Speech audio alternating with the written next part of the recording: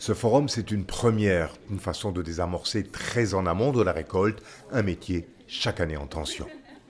On a une grosse difficulté à recruter, on ne va pas se le cacher. Donc je fais appel à la main-d'œuvre étrangère, essentiellement portugaise pour ma part. Ensuite, le bouche à oreille, et j'essaie de fidéliser d'année en année mon personnel. 35 minutes pour vous, c'est trop loin de voiture.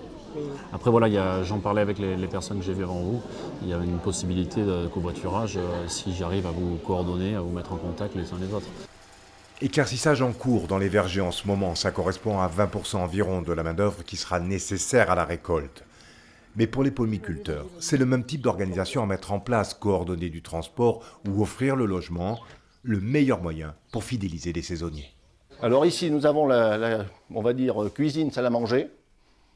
Donc là, ils prennent les repas ici. Ça génère de l'ambiance, ils se retrouvent. Alors, l'atout important, c'est que nous sommes sur l'exploitation et moi, je suis à côté. Le forum, c'est aussi l'occasion de montrer le métier. Bon, cueillir une pomme, c'est pas sorcier. Mais en ramasser une tonne par jour, c'est plus pareil. Il faut faire preuve de volonté aussi, et puis bon, ben voilà, ne pas avoir peur des intempéries, ne pas avoir le vertige, ce genre de choses. Cet après-midi a réellement lancé l'opération recrutement. Les arboriculteurs complètent leur carnet d'adresses et en profitent pour réactiver leur réseau. Pôle emploi de son côté ouvrira une ligne téléphonique dédiée mi-août.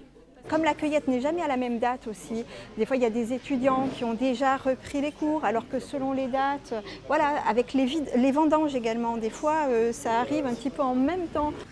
La récolte, elle, est partie pour être légèrement en avance et très abondante.